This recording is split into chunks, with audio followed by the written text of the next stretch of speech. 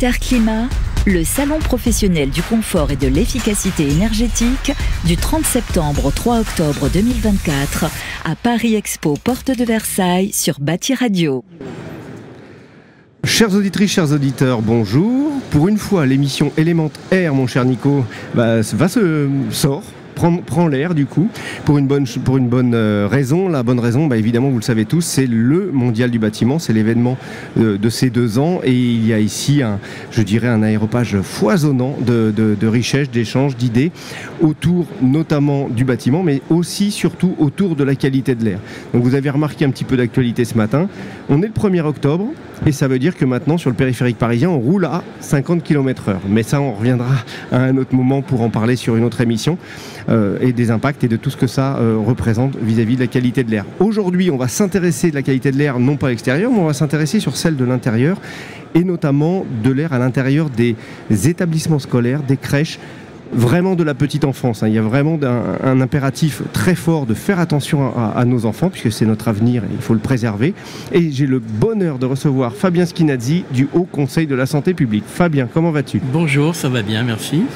Alors ce salon, beaucoup de rencontres ? Oui, bien sûr, et puis il y a beaucoup de choses intéressantes, puis pas mal d'innovations également.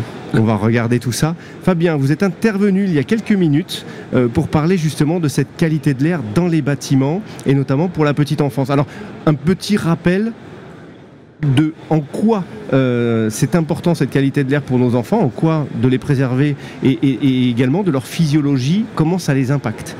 Effectivement, j'ai dit tout à l'heure qu'il y avait la physiologie, effectivement, des enfants, il y avait leur comportement également, et puis leur environnement. Et en particulier, il faut savoir que l'enfant est en pleine maturation et que ses poumons sont en train de se développer, son cerveau également, et d'autres organes. Qu'un enfant respire à une fréquence respiratoire 2 fois plus importante qu'un adulte, donc il inhale beaucoup plus de polluants. Tu parlais des crèches où les enfants vivent au sol et sont au contact de poussières qui peuvent être aussi fortement contaminées par différentes substances. Donc un enfant aussi joue à l'extérieur dans la cour de récréation, et si cette école est proche d'une voie de circulation automobile, tu le citais tout à l'heure pour la pollution atmosphérique, eh bien l'enfant est fortement exposé à différents types de polluants de l'air, et donc ça peut lui entraîner un certain nombre de dommages pour sa santé. Et étant donné qu'il est jeune et que ses poumons sont neufs, on peut dire ça comme ça, c'est d'autant plus impactant la moindre pollution qu'il va subir. On va avoir dans les types de pollution, on parlait notamment de celle extérieure qui peut venir à l'intérieur, et notamment des combustions des véhicules, puisqu'il y en a toujours à essence.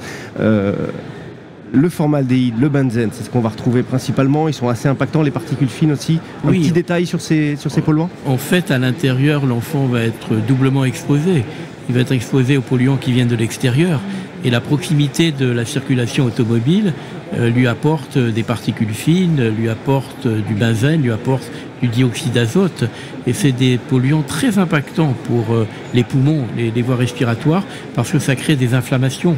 Et cette inflammation ensuite va entraîner des pathologies aiguës, notamment infectieuses. Et puis à l'intérieur, on peut avoir aussi d'autres substances qui sont émises cette fois-ci à l'intérieur. Tu citais le formaldéhyde, mais il y a aussi d'autres composés organiques volatiles qui sont présents à l'intérieur et qui vont exposer l'enfant. Et donc pour l'enfant, c'est une double peine dans sa salle de classe, avec l'air extérieur qui pénètre, et les polluants pénètrent assez facilement à l'intérieur, et en particulier aussi en été, l'ozone. On sait aujourd'hui que les vagues de chaleur, c'est pas uniquement pendant les congés scolaires, mais c'est aussi à partir de mai-juin. On peut avoir déjà des vagues de chaleur, et donc production d'ozone, et donc qui expose également l'enfant jeune à ces polluants. Et ces polluants, principalement, ça démarre par des irritations, et après ça démarre par des gènes respiratoires.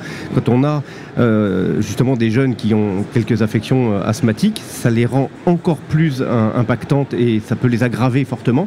Donc il faut y faire attention. Et notamment, j'avais reçu sur l'émission aussi le professeur Carré, qui avait dit que nos enfants, à l'heure actuelle, nos adolescents qui ont 14-15 ans ont des pathologies de personnes de 55-60 ans.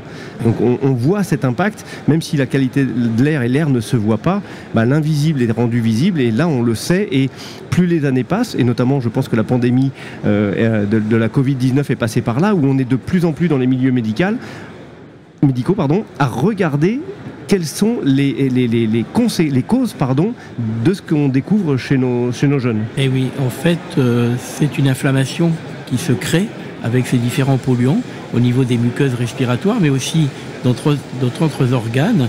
Et donc cette inflammation va devenir chronique et va entraîner, tu parlais à l'instant d'asthme, un développement d'asthme chez des enfants, une aggravation de l'asthme aussi pour ceux qui sont déjà asthmatiques, et également d'autres maladies respiratoires chroniques. En fait, cette pollution du début de la vie finalement et de l'enfance va impacter toute la vie de l'enfant plus tard, parce que cette inflammation va persister et sous la pression d'autres irritants, ça va recréer en fait des pathologies infectieuses et respiratoires chroniques. Alors justement, dans ces bâtiments, dans ces crèches et ces écoles, tu as parlé tout à l'heure plutôt des collèges. On voit déjà des élèves qui ont 15-16 ans dans les collèges, mais l'impactant est vraiment les crèches et les écoles primaires.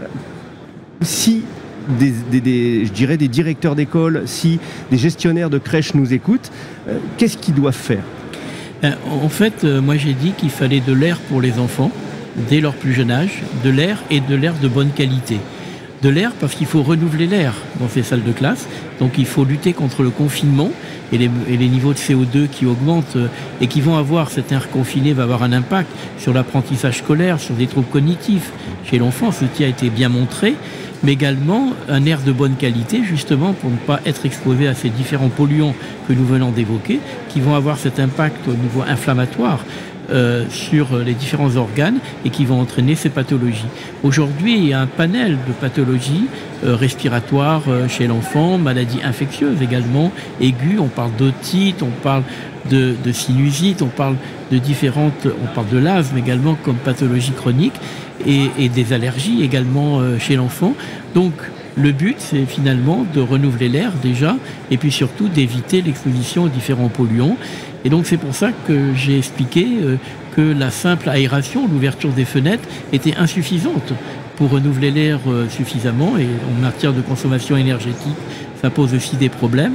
Et donc il fallait évoluer vers des systèmes de ventilation dans les salles de classe.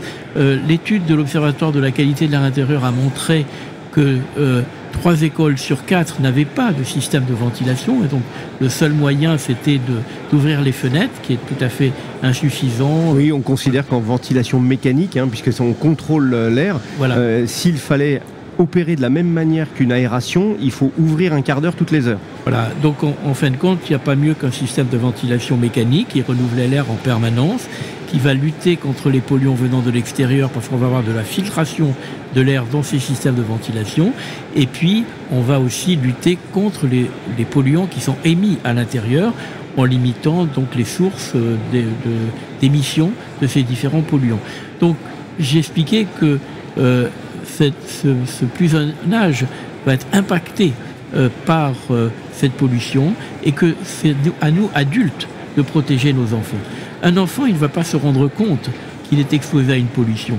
Lui, finalement, il vit normalement. C'est nous, adultes, qui savons, qui connaissons l'impact de cette pollution, qui savons qu'il y a des moyens pour lutter contre cette pollution, et c'est à nous de protéger l'enfant pour ne pas impacter toute sa vie par des pathologies respiratoires chroniques. Surtout, il faut y faire attention, parce qu'on a tendance, et à l'émission on en parle beaucoup, de la qualité de l'air intérieur, mais on n'oublie pas que le premier air intérieur, c'est celui qui est en nous, et c'est le plus important. Et si on prend soin de ce qui est à l'extérieur du bâtiment, dans le bâtiment, on prendra soin de celui qui rentre en nous et qui doit être bienveillant, nous apporter suffisamment de renouvellement pour aussi, tu le disais Fabien, les capacités cognitives, elles sont importantes. On sait qu'à 1500 ppm de CO2, de confinement, plus des COV qui peuvent être aussi latents à ce moment-là, on a 85% de capacité cognitive en moins, en considérant en plus cet un peu avachissement où on se sent là parce que nos organismes, nos différents organes sont moins alimentés avec un air de bonne qualité. Oui, j'irai plus loin encore, Nicolas, puisque je pourrais dire que l'air intérieur, c'est l'air qu'on a à l'intérieur de nos poumons. C'est celui-là qu'il faut protéger, et donc il faut prendre soin de notre air intérieur pour protéger nos enfants.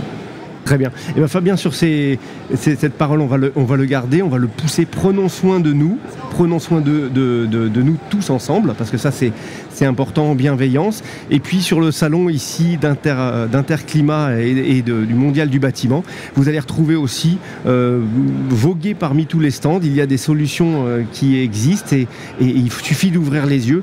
Et n'oublions pas quelque chose qui est très important, il faut bien regarder, on a des mix énergétiques qui sont nécessaires, on veut baisser les consommations énergétiques, mais attention, il y a un moment donné, il y a peut-être des seuils vers lesquels il ne faudra pas descendre parce qu'on n'aura plus une qualité de l'air suffisante, donc il faut bien prendre conscience de cela, ouvrir les yeux, ouvrir nos poumons finalement. Oui, mais il faut penser au curseur, et le curseur, il ne faut pas l'amener trop loin.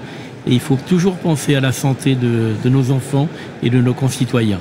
Très bien. Fabien, à très bientôt sur l'émission. Merci beaucoup. On était avec Fabien Schinazzi du Haut Conseil de la Santé Publique. On le retrouvera dans nos émissions. Bien entendu, c'est un habitué d'Élémentaire, mon cher Nico. Moi, je vous dis à très bientôt et je vous souhaite un excellent mondial du bâtiment. Bonne journée. Merci. Interclimat, le salon professionnel du confort et de l'efficacité énergétique du 30 septembre au 3 octobre 2024 à Paris Expo, porte de Versailles sur Bâti Radio.